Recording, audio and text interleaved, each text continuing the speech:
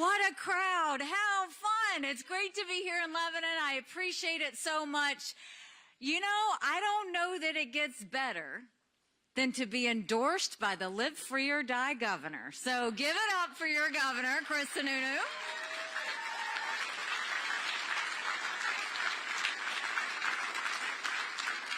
You know, when I was here, going around the state over and over and over again and doing the work that we needed to do. And, you know, Chris, we all wanted the endorsement because we knew that he was like magic in a bottle and you just wanted to get that done. So through it all, we're talking and he's like, so Nikki, what winter sports do you do? If you don't know, I'm from South Carolina. He's like, do you ski? I'm like, no, I don't ski. He's like, oh, do you snowboard? I'm like, no, I don't snowboard. He's like, what winter sports do you do? And I go, sit inside. I mean, I'm a beach girl, right? Like at the end of the day, I'm a beach girl. And so I show up playing my part for New Hampshire. And what happens? There's no snow. So, Chris, that's all on you. That's all on you. It's so good to be with all of you. This looks like a lot of new faces. How many of you are here hearing me in a town hall for the first time? Wow.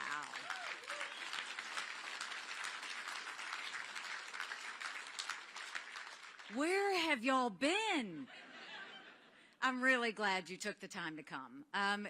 You know, we're going to start off. I'll tell you a little bit about myself, and then we'll talk about where we are in our country and how we're going to save her. I was born and raised in a small rural town in South Carolina, 2,500 people, 2 stoplights. You couldn't think about doing something wrong without somebody already telling your mom. My mom started a business out of the living room of our home. 30 years later, it was a successful company. I started doing the books for the family business when I was 13. It wasn't until I got to college that I realized that was child labor. I went on, I'm not an Ivy Leaguer. I went to a public university. I went to Clemson University. Go Tigers. Got some Tigers here in the house. And I graduated with a degree in accounting. I'm an accountant. Accountants are problem solvers. No offense to the lawyers in the room. Don't get your backs up. And then I went on and worked in the corporate world for a while. And then I came back home to the family business. And one day I happened to be telling my mom how hard it was to make $1 and how easy it was for government to take it. And my mom said, don't complain about it, do something about it. I truly did not know you weren't supposed to run against a 30-year incumbent in a primary. Ignorance is bliss. Once I realized he was related to half the district, the only option was to win. I had never been politically active. So I went around the district and said, we have way too many lawyers at the State House. I think we need a really good accountant. And the district took a chance on me, and we won. And when I got to the State House, my focus was on small businesses. I believe small businesses are the heartbeat of our economy.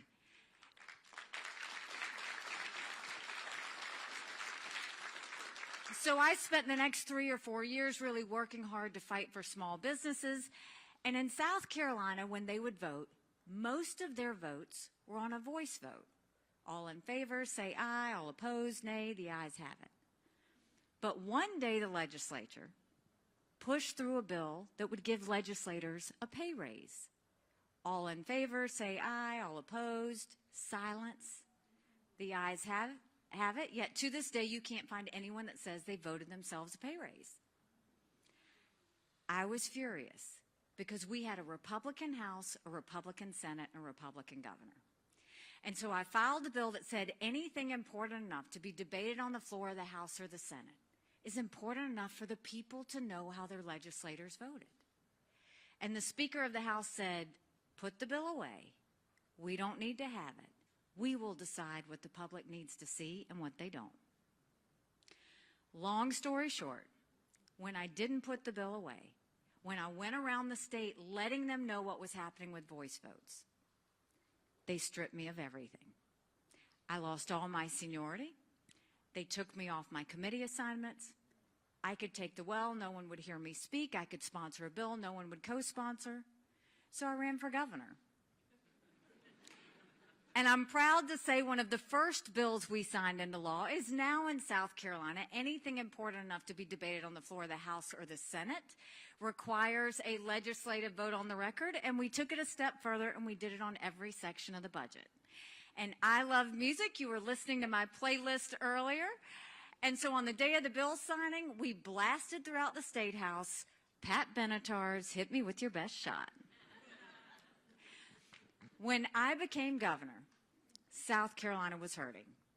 We had 11% unemployment. We had thousands of people on welfare. And South Carolina was the butt of the jokes. So we got to work. By the time I left, we were building planes with Boeing. We were building more BMWs than any place in the world. We brought in Mercedes-Benz. We brought in Volvo, 5 international tire companies, and they were referring to us as the beast of the Southeast, which I love. We announced jobs in every county in the state. We moved that 11% unemployment down to 4%. And we acknowledged some truths. We said if you have to show picture ID to buy Sudafed, if you've got to show picture ID to get on a plane, you should have to show picture ID to protect the integrity of the election process. We passed voter ID in South Carolina.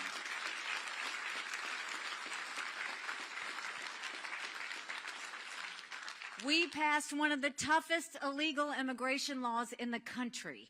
We passed tort reform. We did pension reform. We paid down our debts. We cut taxes. We built up our coffers. And by the time I left, we were named the friendliest state in the country, the most patriotic state in the country, and the #2 state in the country people were moving to. And then I got the call for the United Nations. And my honest answer was, I don't even know what the UN does. I just know everybody hates it. And I wasn't wrong about that. But when I got to the UN, I wanted countries to know what America was for and what America was against. I didn't care if they didn't like me, but I wanted them to respect America. And we got to work. We pulled ourselves out of the Iran deal.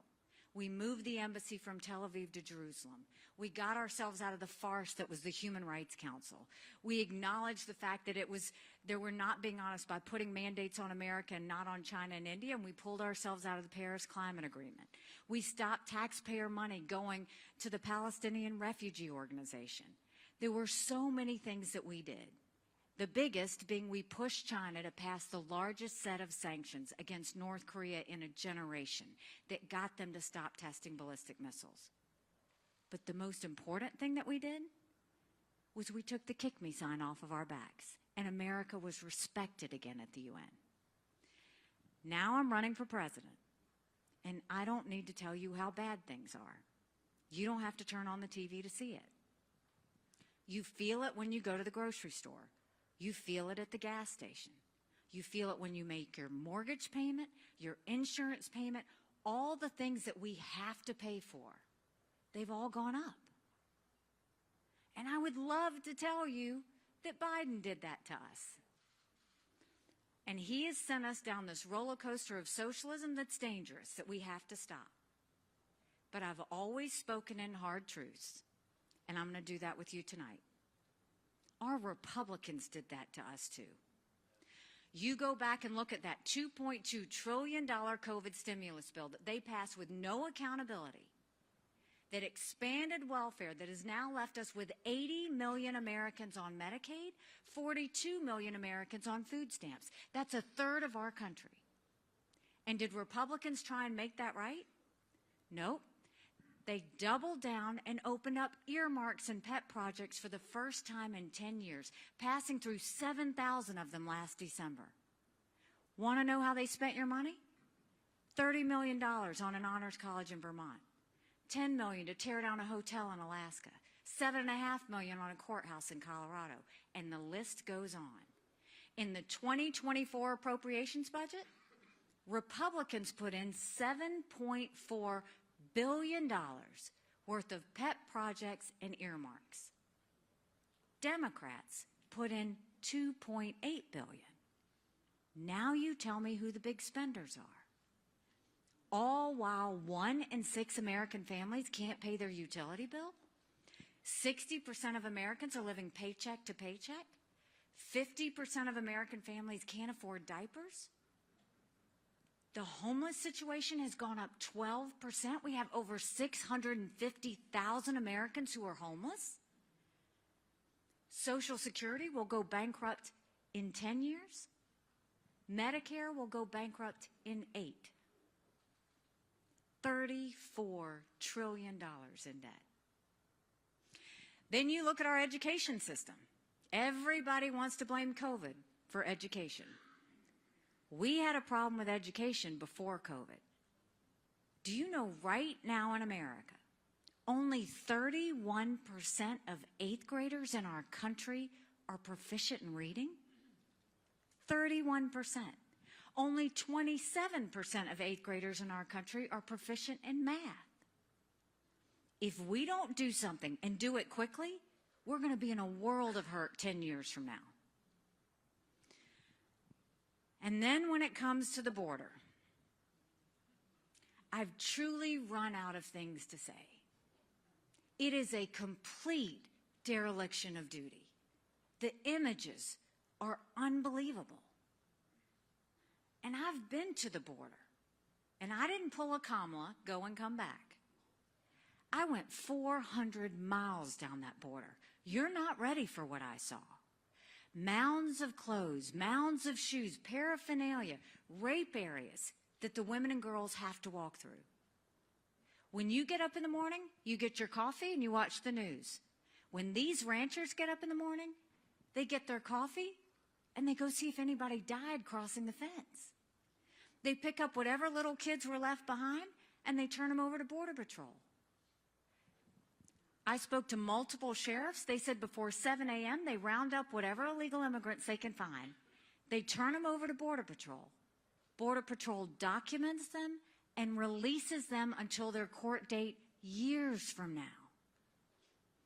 And when I asked Border Patrol about their job, they said, you want to know what we do? We're glorified babysitters. They don't let us do our job.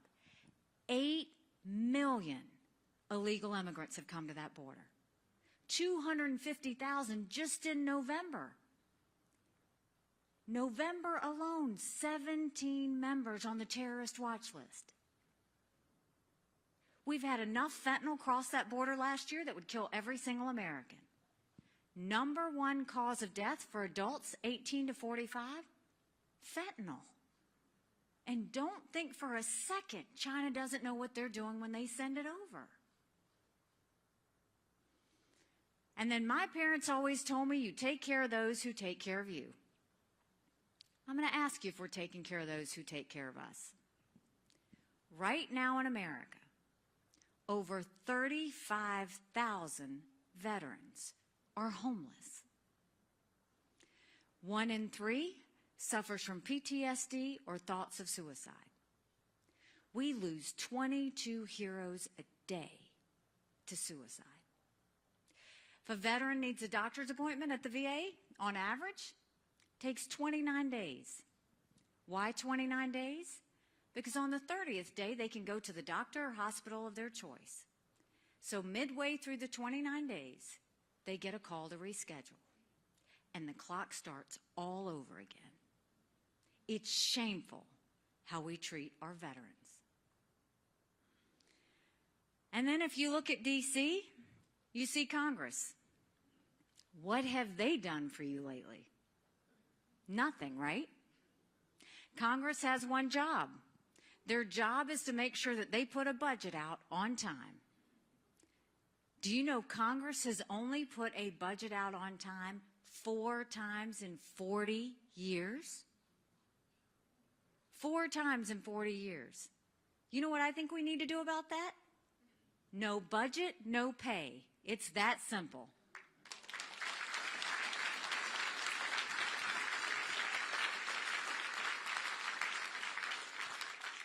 Don't you think it's finally time that we have term limits in Washington, D.C.?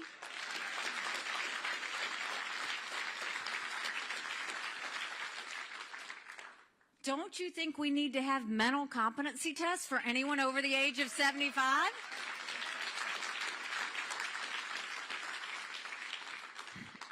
Now, I'm not saying that to be disrespectful.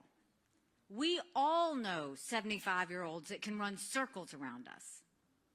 And then there's Joe Biden. Congress is now the most privileged nursing home in the country. These are people making decisions on our national security. These are people making decisions on the future of our economy. We can't play with this. We need to know that we have people at the top of their game. It's important. So that's a lot of bad, right? It's hard to find anything good. But now I'm going to tell you what I told South Carolinians when I became governor. No more whining. No more complaining. Now we get to work. How do we fix it? When it comes to the economy, we start by clawing back to over $100 billion of unspent COVID dollars that are still sitting out there. We go, and instead of 87,000 IRS agents going after middle America, let's go after the hundreds of billions of dollars of COVID fraud. 1 out of every $7 was spent fraudulently. If 8% of our budget is interest, quit borrowing. Cut up the credit cards. You have to balance a budget every day. Chris and I had to balance a budget as governor. Why is Congress the only group that refuses to balance a budget? We'll stop the spending, we'll stop the borrowing, we'll eliminate the earmarks, and I'll veto any spending bill that doesn't take us back to pre-COVID levels. That will save us trillions.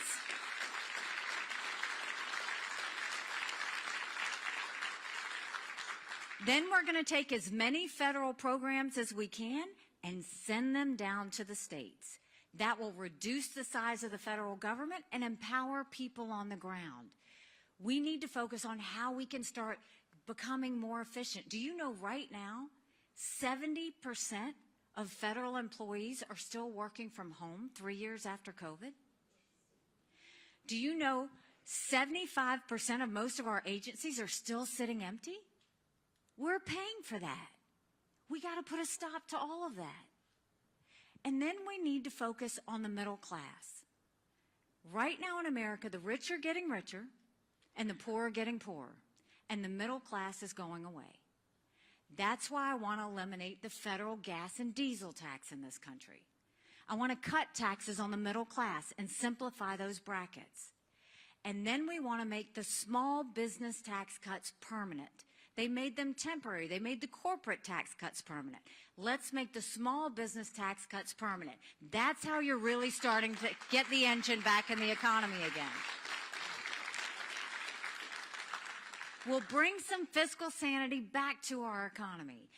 And then when it comes to education, in South Carolina, we knew if a child couldn't read by 3rd grade, they were 4 times less likely to graduate high school. So we started holding those kids back instead of sending them forward. We brought in their parents. We did reading remediation programs, and we set them up for success.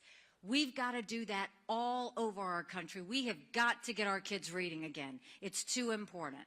The second thing is no parent should ever wonder what's being said or taught to their child in the classroom. We need complete transparency in the classroom.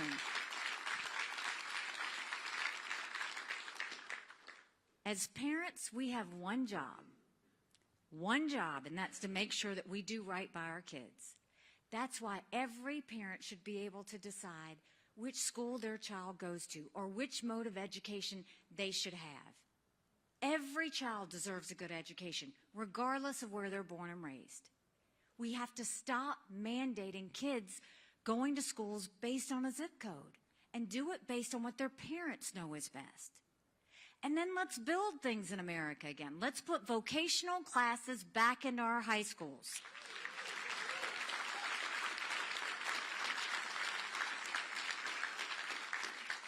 In South Carolina, we had apprenticeships all over our state. We showed our kids how to build the things we were making. We got them invested in our economy before they even left school. And then I want to take a point of personal privilege and talk to all you girl dads out there and all you strong moms. We have got to raise strong girls Strong girls become strong women. Strong women become strong leaders. And none of that happens if you have biological boys playing in girls' sports. We've got to cut that out.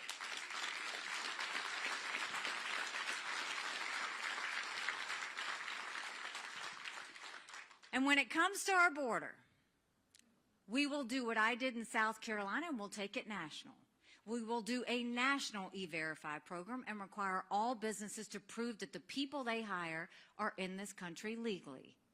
We will make sure we defund sanctuary cities once and for all. No more safe havens for any illegal immigrants in this country. We'll put 25,000 Border Patrol and ICE agents on the ground and let them do their job. And then we will go back to the Remain in Mexico policy so that no one even steps foot on U.S. soil. And then instead of catch and release, we'll go to catch and deport. That's what will stop everything that's happening on the border. And when it comes to our veterans, we've all seen the images when our men and women deploy and the tears that are shed.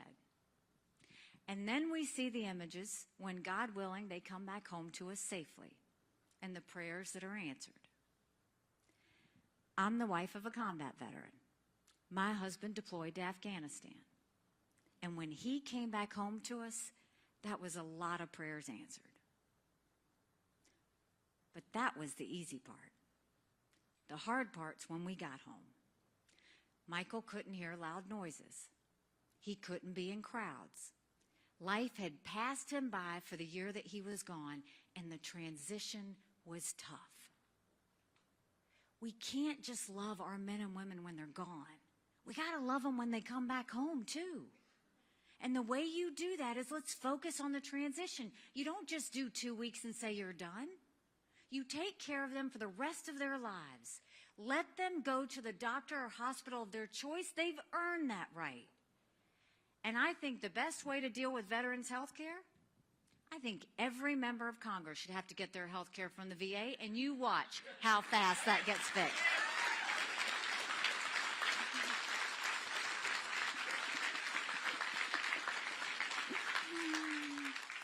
It'll be the best health care you've ever seen, guaranteed.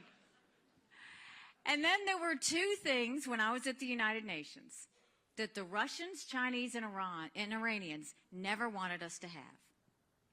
They never wanted us to have a strong military. And they never wanted us to be energy independent.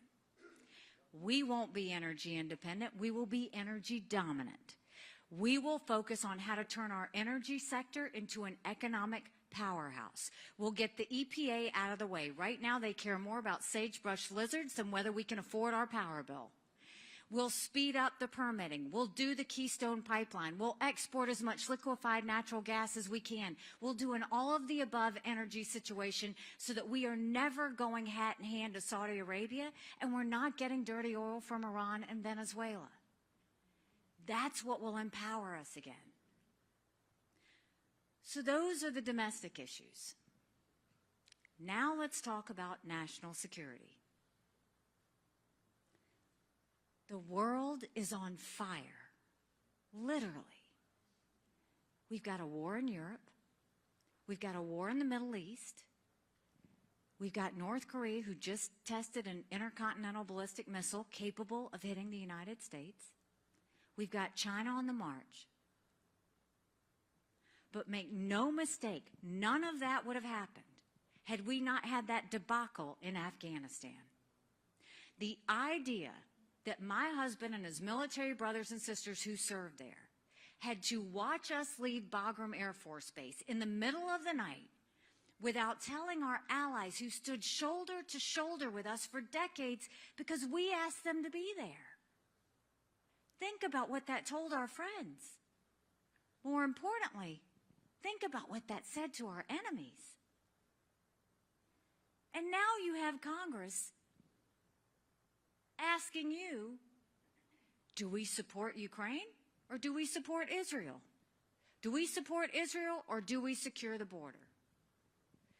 Don't let them lie to you like that. It's wrong for them to say that to you, and that's a false premise, and they know it. Let's take it one at a time. Let's start with Ukraine. You should know at the United Nations, they were a great friend to us. They voted with us on just about everything. They supported every initiative, whether I asked for their help or not. Here you have this pro-American, freedom-loving country that was invaded by a thug. 500,000 people have been injured or died because of Putin. I will be the first one to tell you, I don't think we should ever send cash to any country, friend or foe, because you can't follow it. I don't think we need to put troops on the ground, and the Ukrainians want to win this on their own. But I think we need to give them the equipment and the support they need to win.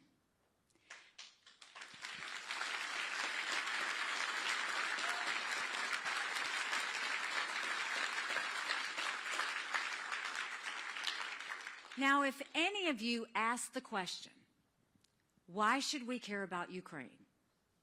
That is a legitimate question for you to ask. You should want to know, why should we care about Ukraine? The problem is no one's telling you, so I'm going to tell you. The reason you care about Ukraine, and I saw this every day at the UN, terrorists, dictators, and thugs always tell us exactly what they're going to do. They're amazingly transparent about it. Hamas said they were going to try and get through to Israel. They did. China said they were going to take Hong Kong.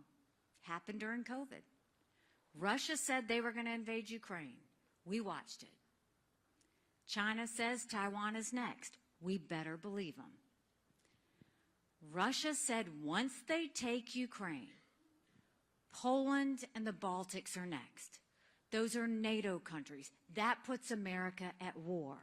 That's why you care. This has always been about preventing war. This has always been about making sure it doesn't escalate. And Putin has hit rock bottom. How do we know that? He's lost 87% of the forces that started the war.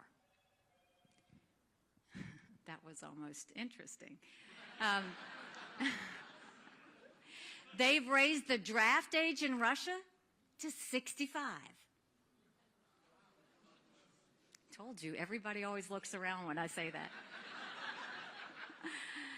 They're getting drones from Iran and missiles from North Korea. Putin knows he's in trouble. If we supported Ukraine, that would only be 3.5% of our defense budget. That's it. 3.5%. The Europeans are putting in more than that, and they should. It's their neighborhood. Now let's go to Israel.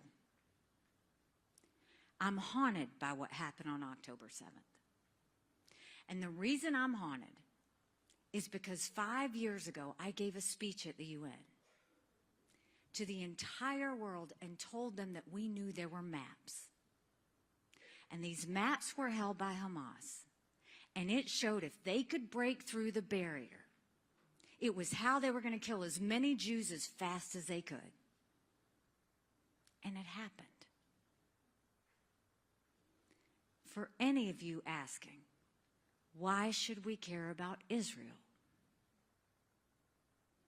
God help us if we don't get this one right. Israel is a bright spot in a tough neighborhood. They are the tip of the spear when it comes to defeating terrorism. It has never been that Israel needs America. It has always been that America needs Israel. And when you look at what happened on October 7th, when they beheaded those people and burned those babies alive, and took those girls from the concert and raped them and dragged their naked bodies through the streets of Gaza, what did they say? Death to Israel, death to America. That's why we care. That's why it matters. Now, do you remember when I told you Putin had hit rock bottom?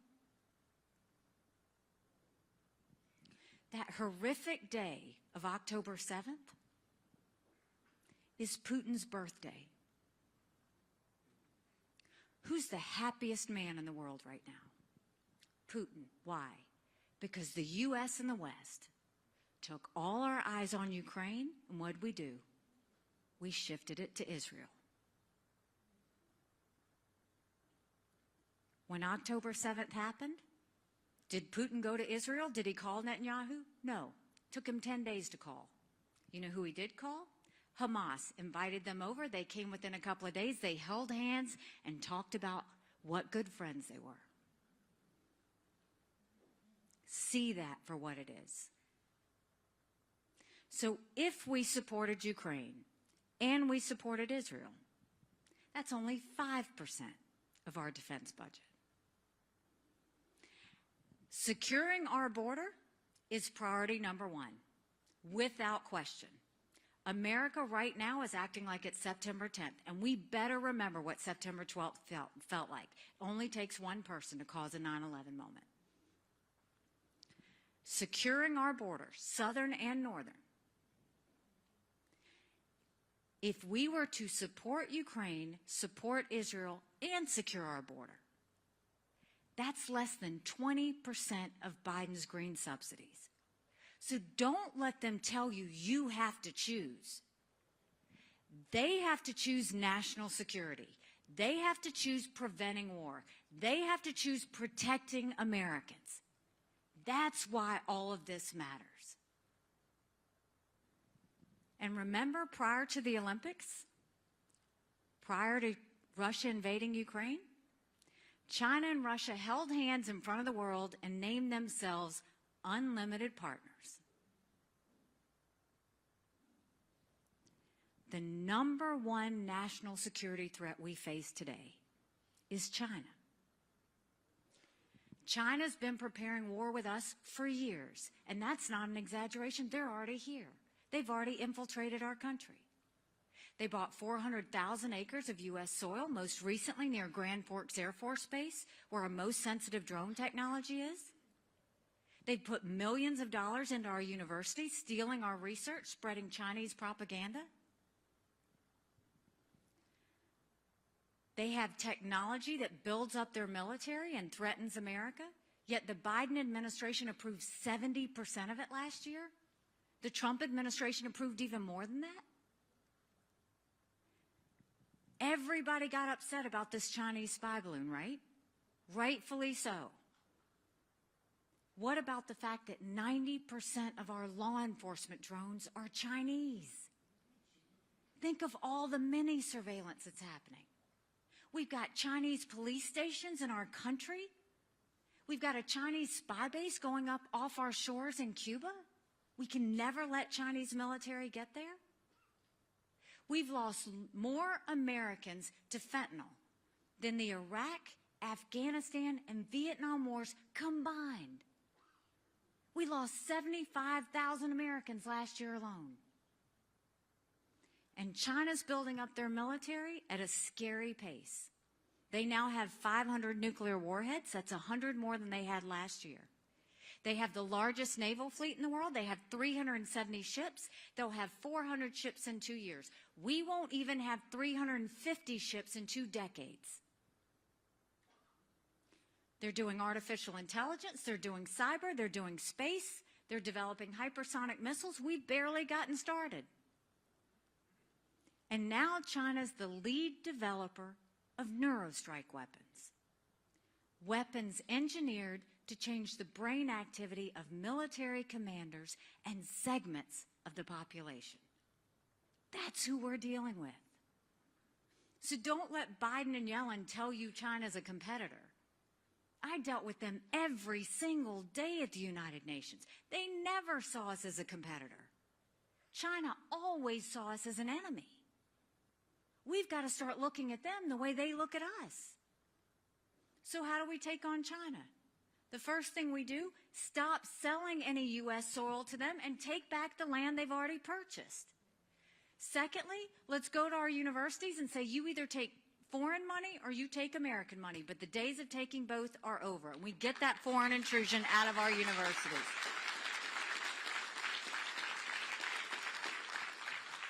We blacklist all the technology that builds up their military and threatens America.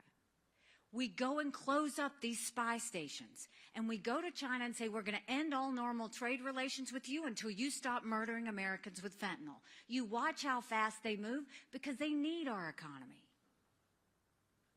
And then we go and we build a strong military. Strong militaries don't start wars. Strong militaries prevent wars. And that doesn't mean throwing a bunch of money at the Department of Defense. It means cleaning it up. Get rid of the bureaucracy. Get rid of the red tape. Tell them to stop playing favorites with defense companies. Get them to stop these programs that they have no business being in. And for goodness sakes, they have got to stop these gender pronoun classes. It's demoralizing our military. And then, bless you, then let's focus on modernizing our military. We have too many generals looking at the wars of the past. Land, air, and sea. We need to focus on the threats of the future. We need to be doing cyber. We need to be doing artificial intelligence. We need to be doing space. We need to have hypersonic missiles and submarines. That's how we'll be ready for the future. To tie all these threats together, there's a reason the Taiwanese want America and the West to support Ukraine. Because they know if Ukraine wins, China won't invade Taiwan. There's a reason the Ukrainians want the U.S. and the West to support Israel. Because they know if Iran wins, Russia wins. China, Russia, and Iran are in an unholy alliance. They are bound together by their hatred for freedom, democracy, and more than anything, America. We can take them on, but you can't do it by putting your head in the sand. You do it by being strong. You do it by letting them know what we expect of them and stop being reactionary. And we can do that. So we know what we need to do with national security. We know what we need to do with domestic policy. But the first thing we've got to take on is we have to end this national self-loathing that has taken over our country. The idea that people say America's bad or rotten or racist. I was elected the first female minority governor in history. America's not racist, we're blessed. Our kids need to know to love America. They need to be saying the Pledge of Allegiance when they start school every day.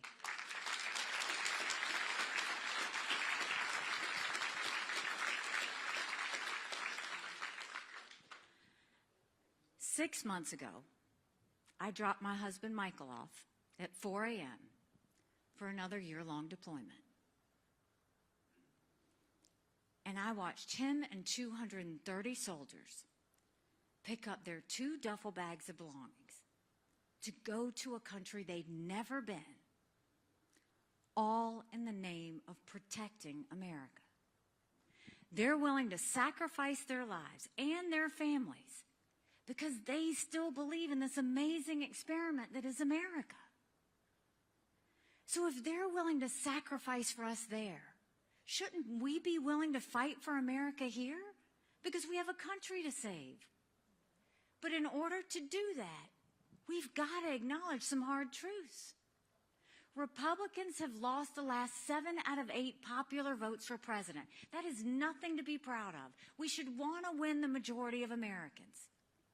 But the only way we're going to do that is if we move forward on electing a new generational leader that leaves the negativity and the baggage behind us.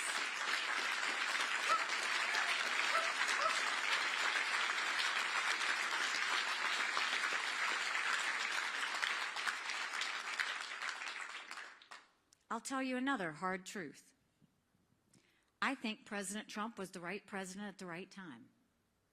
I agree with a lot of his policies. But rightly or wrongly, chaos follows him. You know I'm right. Chaos follows him. And we can't have a country in disarray and a world on fire and go through 4 more years of chaos. We won't survive it. You don't defeat Democrat chaos with Republican chaos.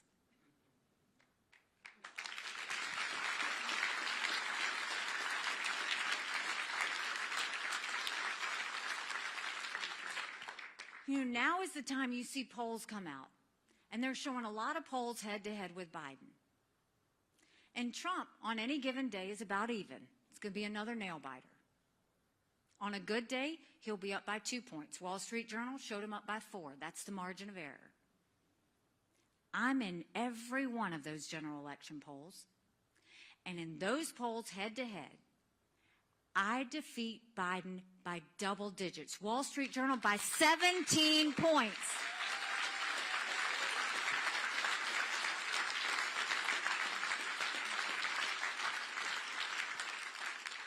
17 points. Do you know what that is? That's not just about the presidency anymore. That's about governorships. That's about the House. That's about the Senate. That's up and down the ticket, down to your school board. That's a shift of getting our economy back on track. Double digits going into D.C., that is a mandate to say we're going to get our economy under control and get this spending down. That's a mandate to get our kids reading again and going back to the basics with school. That's a mandate to secure our borders, no more excuses. That's a mandate to bring law and order back to our country, and that's a mandate for a strong America we can be proud of. Don't you want that?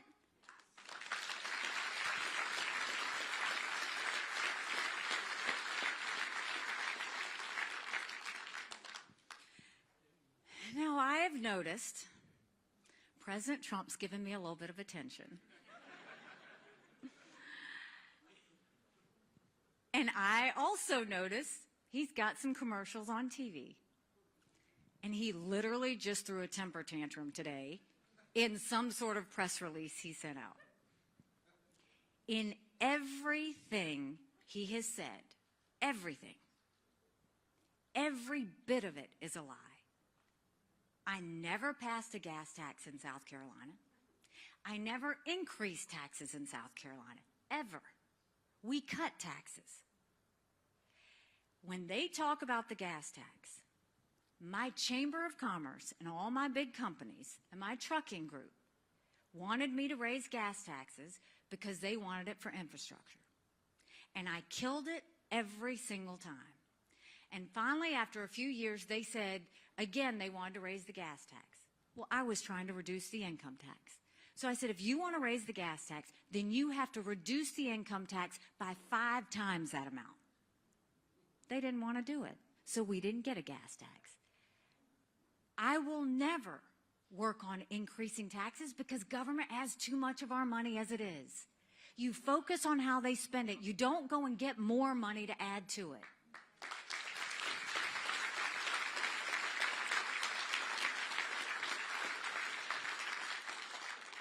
But while he's lying about me, I'm going to tell you the truth about him. Something that you already know, he proposed raising the gas tax by 25 cents when he was president. And everybody talks about how the economy was good under Trump. And it was. But at what cost? He put us $8 trillion in debt in just 4 years. Our kids are never going to forgive us for that. You don't go in debt to fix the economy. You cut spending to fix the economy. You reduce the size of government to fix the economy. You streamline. That's how you fix the economy. You don't flush the government with cash. That's what we'll do as we go forward. So now I'll tell you, we can do this. And all the media is trying to figure it out. Can she do it? Can she not do it? And all the pundits will tell you why it's far-fetched. But look at the recent polls. New Hampshire knows how to do this. You've done it before.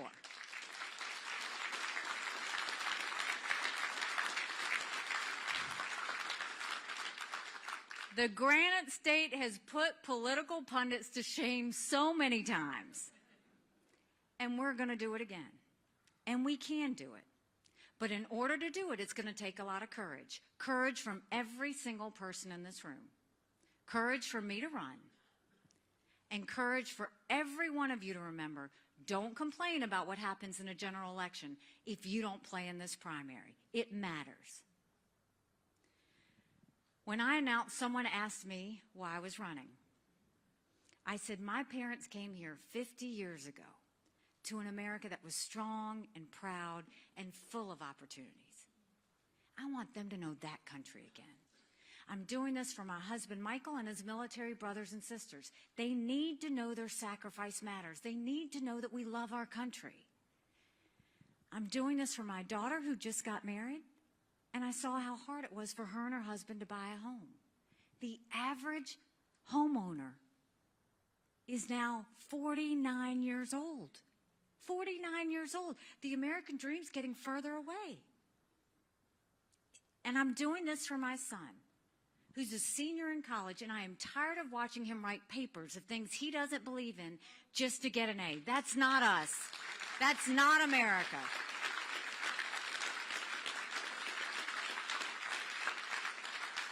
And for the first time in our country, 81% of Americans don't think their kids are going to live as good of a life as we did.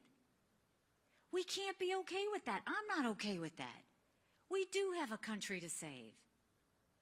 But I'll promise you this. If you will join with me in this movement, if you will join with me in this fight, if you will be part of the solution, I promise you, our best days are yet to come. Thank you very much. God bless you. I appreciate it. Thank you.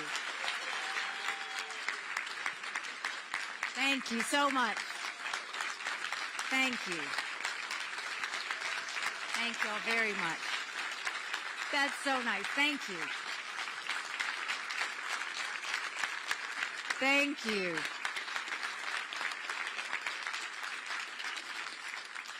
Thank you. Y'all sure do know how to make a Southern girl feel good. I appreciate it. That makes up for the cold, Chris. So now y'all have been so patient to listen to me. We're now going to turn the mics on you. You can ask questions. We should have two guys with mics. If you just hold your hand up high, they will find you. And we will start with the first question. He doesn't want to give you the mic because he doesn't want you to run with it. Oh, okay. Is it a chance to redeem yourself after last night's slavery thing? Would you be able to say categorically that you will not accept being Trump's vice president? And, you know, the reason is I've got this ballot here, and I'm trying to figure out whether I'm going to mark you or Chris Christie. So, you know, when you look at sort of the moral clarity part and the fight against Trump, you're coming up short versus Christie. So can you tell us right here, right now, that you would never be Trump's vice president?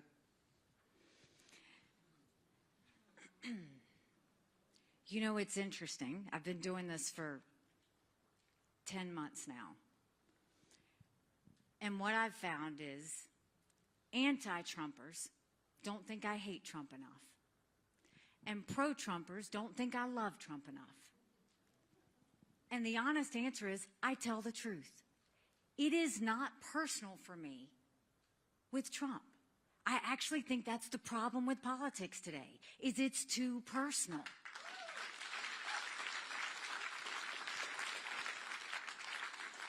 And you may heavily dislike Trump. I get it.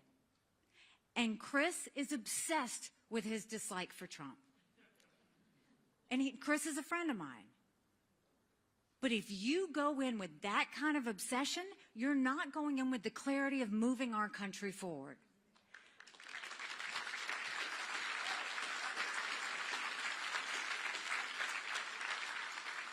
I could say to you what you want to hear, and you could go check that box and go do whatever.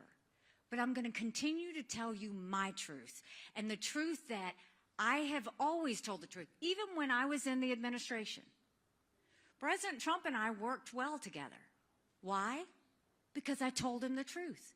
If he was doing something good, I rallied, I supported, I wanted America to look strong. If he was doing something wrong, I showed up in his office or I called him and said, you cannot do this. Instead, you could do X, Y, or Z. I always gave him options. And he would say, well, how do you see that playing out? And he knew that I saved him on a few things. And he knew my focus was on America. So that is where my focus will always be. Now, if you want to talk about vice president, I will tell you this now. I've said it before. I don't play for second. I've never played for second. I'm not going to start now.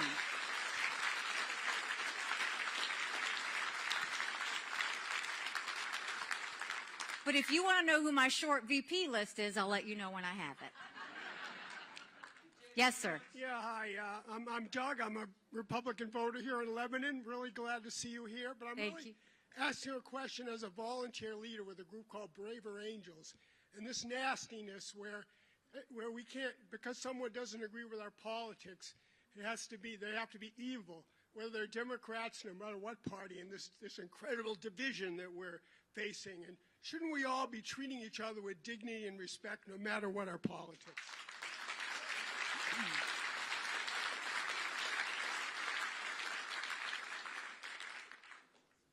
The tone at the top matters. I'm going to tell you a story that lets you, there have been many challenges I have had through my life where decisions have had to be made and where we've had to decide what to do. One of the toughest times in my life, you may remember, was when we lost 9 amazing souls at Mother Emanuel Church. Let me remind you what happened. We had 12 people do what so many South Carolinians do on a Wednesday night. They went to Bible study. But on that night, someone else showed up. He didn't look like them. He didn't act like them. He didn't sound like them. They didn't call the cops. They didn't throw him out. Instead, they pulled up a chair and they prayed with him for an hour. And when they bowed their heads in that last prayer, he began to shoot. These were people like Ethel Lance, who had lost her daughter 2 years prior to breast cancer. And she would go around Mother Emanuel Church singing, "One day at a time, sweet Jesus, that's all I ask of you. Give me the strength to do every day what I have to do." Our youngest victim, Tywanza Sanders, had the world in front of him, just graduated college. But on that night, he stood in front of his 87-year-old great-aunt Susie and looked at the killer and said, "You don't have to do this. We mean no harm to you." Or it was people like Cynthia Hurd, whose life motto was just to be kinder than necessary. That's who these people were. They weren't famous, but they loved their family. They loved their church. They loved their community. And when this happened, it brought South Carolina to her knees. It was the first time that we had a shooting in a place of worship. And the national media came in like nothing I'd ever seen. And they wanted to make this about gun control. They wanted to make it about race. They wanted to make it about the death penalty. And I strong-armed them and said, there will be a time and place where we can talk about all those things. But right now we have 9 souls we have to put to rest. I didn't have that luxury because 2 days later, the killer's manifesto came out and he was draped in the Confederate flag. The Confederate flag has a deep history in South Carolina. It was put up by a Democrat governor at the top of the State House. And in 2000, they had a deal where a governor proposed bringing it down. He lost his election because of it. They finally came to a compromise, and they put it right in front of the State House. It was worse. You could see it even more clearly. And it caused a firestorm in South Carolina. I told my staff after we saw the killer's manifesto, I said, I want you to call 4 groups. I want you to call the Republican leadership, the Democrat leadership, our congressional delegation, and a group of our community leaders. And I said, don't tell them why I'm calling, because I knew they wouldn't come. In South Carolina, the Confederate flag, for half the people, was about heritage and service. For the other half, it was about slavery and hate. My job wasn't to judge either side. My job was to get them to see the best of themselves. So when those groups came into my office, I said, I'm going to have a press conference at 3 o'clock today. And if you stand with me, I will forever be grateful. And if you don't, I'll never let anyone know that you were in this room. And I have kept my word on that. And at 3 o'clock, I had my husband with me because I thought he was going to be the only one standing with me. But we had blacks and whites, Republicans and Democrats, stand at the press conference. That was the easy part. In order to bring the Confederate flag down in South Carolina, it would take 2/3 vote of the House and the Senate. The state was on fire at the thought of it. The Senate passed it quickly.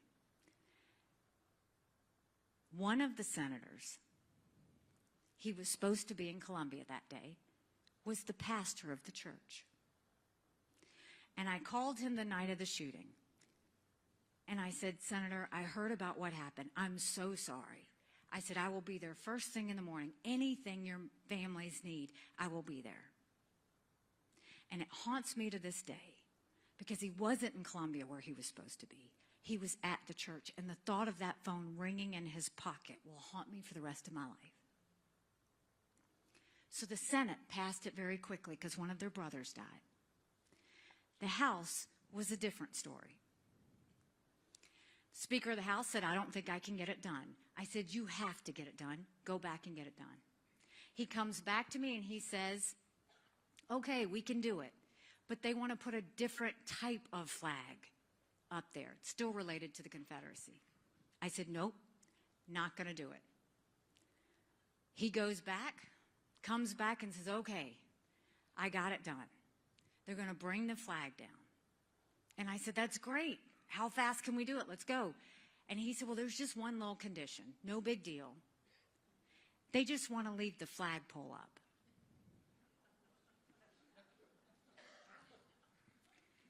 I had been in the legislature in South Carolina.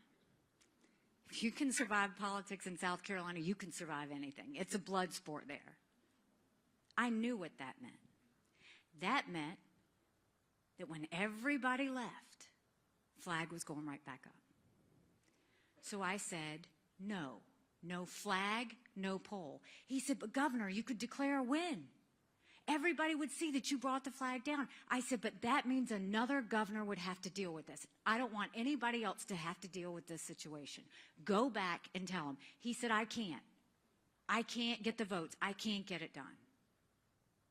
So I said, okay, let me talk to them. Now, I'll remind you, this was the same group that demoted me, remember? Took all my seniority away, dropped me from my committee assignments. I was not a favorite of theirs. But I showed up at that caucus meeting, and I said, I want to tell you a story. I said, when I was little, my dad would drive to the big city of Columbia, and sometimes he would let me ride with him. And he always loved to buy produce from farmers, at farmer stands. He loved buying directly from farmers. And one day we stopped at this produce stand, and he's getting his produce, and I see the owners at the register, and they looked alarmed. I see them get on the phone, and the next thing I know, 2 police cars drive up. They go and talk to the owners. My dad continues to get his produce. He goes to them, and he pays, and he thanks them. He didn't speak to me the whole way home because he hoped I didn't see what just happened. I knew exactly what had happened. And I told the caucus that day, when I drive to the airport to get on the governor's plane, I sometimes have to pass that produce stand. And when I pass it, I feel pain. Don't make any child pass by this State House and see that Confederate flag and feel pain. Take the flag and take the pole down. 1 a.m. that night, the motion was done. They took the flag, they took the pole down. This was on the heels of Ferguson, where the country was on fire. We didn't have riots, we had vigils. We didn't have protests, we had hugs. We dug deep to go back to what makes America great and the values that we hold dear. And South Carolinians in that moment showed America what true grace and strength look like.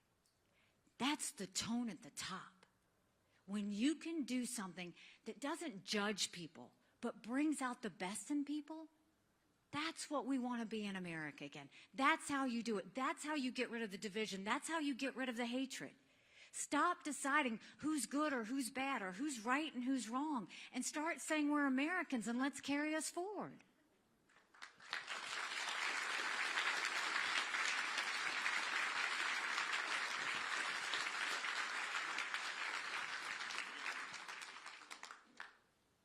Hi, so I go to Lebanon High School. I'm a junior. It's less than a half mile away. And I'm glad you I'm came. a student leader in both the arts and athletics. But one thing I see across all demographics in my school is a constant need for more support, more help, both academically and mentally, that the school system just can't afford at this point even. We have teachers who, when they're out, we don't even have a substitute, so we have to go sit in the library for an hour-long period.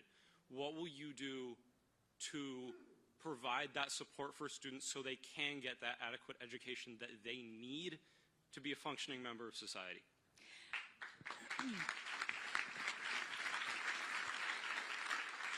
First of all, I'm really glad you came. Thank you for coming. When you look at the education system and you look at what teachers go through, it's really unbelievable. They want them to be the teacher, the parent, the guidance counselor, the pastor, and everything in between. And, oh, by the way, teach to a test. It's too much. And we're losing teachers because of it. Teachers just want to do what they went to school to do, which is teach. They don't want all of this other stuff.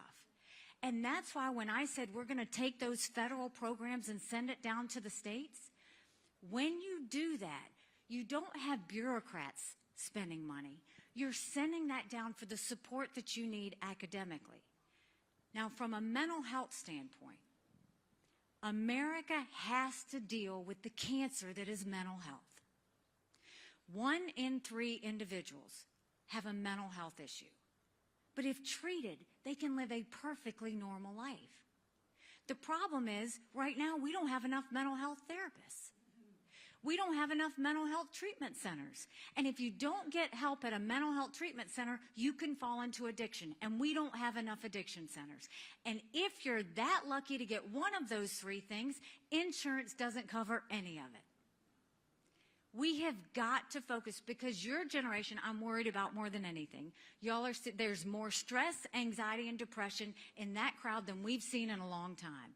And they desperately need our help. And we've got to create the mental support you need and the academic support to get you back on track with the basics to get things to do that. That's why we want to take it from D.C. and send it down to the states. I know a governor like Chris Sununu will put those resources where he knows New Hampshire needs it. The same with another governor. They know what their state needs. Washington bureaucrats don't know that, and they frankly don't care. So let's go and let's do that. But we're going to try and do our best to get things back on track for you.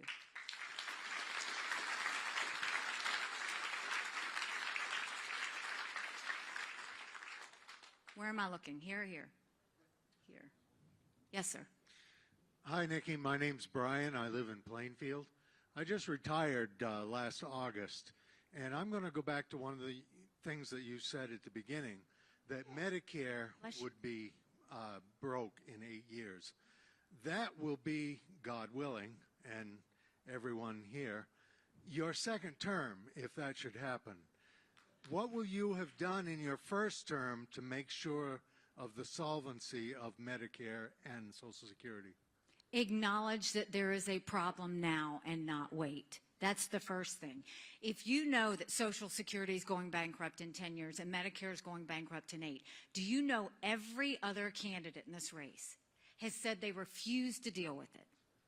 That means you're going to go in and be president and leave it bankrupt when you leave? What we will do is say, yes, we have a problem. But you should not be fearful when we say we're going to look into that, because America should always keep her promises. If you've put into the system, you should never worry you're not going to get it. And so the way we fix it is we're going to go to those like my kids in their 20s, and we're going to say we're going to change the rules for you. And we change retirement age to reflect life expectancy for them. Instead of cost of living increases, we do increases based on inflation. We limit the benefits on the wealthy. And we expand Medicare Advantage plans. Seniors love that, and we give them more competition. That way we know what we're dealing with. Our goal is not just to make sure you're solvent, but to make sure our kids get something at the end of it too. And you can't do that if you're putting your head in the sand. What we can do is I'm going to tell you everything I know. I'm going to tell you how I think we can do it. I want you to trust that I'm not going to take anything away from you, because I strongly believe if you don't keep promises, that's the part that you break a relationship, and we're going to get it done. But we will acknowledge, I told you up front, there is a problem. Not only is that a problem, the other thing that worries me is in a couple of years, if something doesn't shift with the way we're spending, our interest expense will be higher than our defense budget. And if that happens, you know who notices that? Every one of our enemies. What makes us a superpower is that we have a strong dollar. What makes us a superpower is that they know we have a defense budget. If they see that we can't even have a defense budget because our interest is more expensive, that's a national security risk. We have to get our fiscal situation in order. It's in crisis mode, and we've got to get that part done. Last question. Where am I looking? Last question. Make it a great one. Hi, Governor Haley. Thanks Hi. for coming to New Hampshire. One of the things we've seen recently since the Obama, Trump, and Biden administrations is the rampant polarization between the two parties. The one thing, honestly, that a hardcore Biden supporter and a hardcore Trump supporter have in common is that they think if the other side wins, that the country is doomed. So in light of this, what is your thought on the possibility of deviating from the two-party system and becoming more open to a multi-party system, supporting groups like No Labels and the Libertarians, for example, to decrease this level of polarization and enable bipartisanship in our country? The polarization, I can tell you, this is as toxic as I've ever seen it. And the reason we know that is if a legislator puts down a bill, everybody wants to know whose it is before they decide they're going to support it. That's when you know you've hit rock bottom. But I don't think the answer is going and saying, I'm going to be an independent. One, it's not true to me. I'm a Republican. But the other thing is, I think that's a Band-Aid. Let me tell you how we're going to get America back to work. The focus that we're going to have, and it's not what I say, it's what I've done. I did this when I became governor. I will do this as president. I wanted to control what I could control first, and that is your agencies. The first thing I did is replace the head of every agency, whether they were doing a good job or not, because I wanted to freshen it up. And I put people at the heads of those agencies that knew their consumer. If it was agriculture, they had to be in agribusiness and know the challenges and successes that farmers had. If it was veterans, it had to be a veteran who knew the red tape and how sticky all of that bureaucracy was. So once we did that, I sent people into every agency to clean it up. Pull down regs, pull down bureaucracy, get rid of problem children. In some cases, we tweaked agencies. In other cases, we gutted agencies. And then we turned around and I made them start doing 90-day benchmarks. I wanted them to show a return on investment to the taxpayer, that we showed we were mission focused again, that they weren't doing all these programs that weren't in that mission, that they were showing the taxpayer exactly what they were doing to work for them. And then we saw they were spending money just because they were worried they weren't going to get the same amount the next year. So I put all the spending online for every taxpayer to see. And then we incentivized them to give money back to the taxpayers. And magic happened, because the agency started to compete on who could be the most efficient and most effective. Once we got them working like that, then I went to my Congress and said, it's your turn. So we started out by giving them a few easy things to pass together so that they would remember what it was like to win again. And then we gave them harder and harder things. The key is we've got to get government to where they realize they serve the people. Right now, they think the people work for them. And the first step you do when you become a leader is you go through your agencies and clean them up. If you don't do that, nothing will ever get done. And when Congress sees that we did it first, then they'll know that people are going to start coming on board. I used the citizens of South Carolina to help me get things done. For example, we've talked about term limits, right? Congress is never going to vote for term limits, right? So how are we going to do it? We're going to do it from the outside in. I will have a Haley term limits pledge that when they file to run for office, incumbent or otherwise, they either sign it or they don't. And guess what? I'm giving you all that information so that you will know who signed it and who didn't. You can ask them that question. And when we get enough people in Congress that have signed that term limits pledge, that's how you pass it. You have to do it from the outside in. When you use the people, it's so much better than when you try and work with the bureaucracy. And that's what I want you to do. I want you to be involved in what happens. I want you to be a part of the solution. I want you to know everything I know. That's how I was as governor. That's how I was as ambassador. That's how I'll be as president. The next thing is, I have seen presidents meet with governors once a year. I will meet with our governors once a quarter, Republican and Democrat, with the sole purpose of when we move those federal programs down, how can we make sure they're doing the best that they can with those? I'll give you an example. In South Carolina, I told you we had thousands of people on welfare. We took those welfare recipients and we matched them up with businesses. And I told businesses, if you will take this person and train them for X weeks, I'll pay for it. And at the end, you decide if you want to hire them. That was the same amount of weeks they'd be sitting on the couch. And many of them were in a generational cycle of welfare. We moved 35,000 people from welfare to work because in a lot of cases, they didn't know where to get the training. They had never seen their parents work before. And we did family celebrations so that they could show their kids they were productive members of society. Then we went to our prison systems, and I studied everything about the prison systems, how they got in, what happened when they were there, what happened when they left. And we reformed the entire prison system. And we put in resume classes, we put in computer classes, financial planning, family planning. We gave them faith-based care if they wanted it. But we put equipment behind the fence, and we taught them a skill. Now in South Carolina, when an inmate leaves, they've got a job to go to the next day. We have the lowest recidivism rate in the country.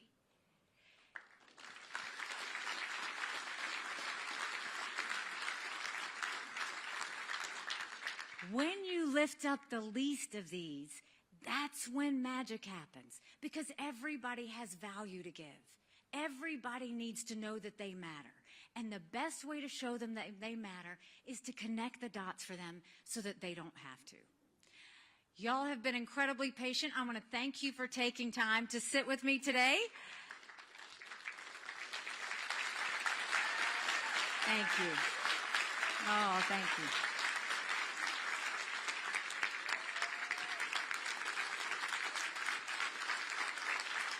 Thank you, thank you. I've got one more thing I've got to say. First of all, when I ran for office the first time, people laughed at me. And I got to work, and I earned their support, and we won. When I ran for governor, I was actually the Tea Party candidate. I ran against a lieutenant governor, an attorney general, a very popular congressman, and a state senator. I was Nikki Who. I had 3% in the polls. I had the least amount of money. But I worked South Carolina like no one else, and we won.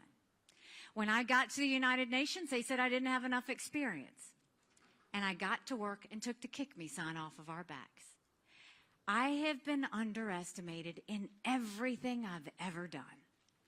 And it's a blessing because it makes me scrappy. No one's going to outwork me in this race. No one will outsmart me in this race because we have a country to save.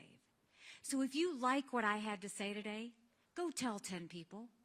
Go to NikkiHaley.com. Take a yard sign. Make sure that people get involved in our campaign. We can do this. If you don't like what I had to say today, shh. Just don't say anything and don't tell anyone you were here. God bless you. Thank you so much.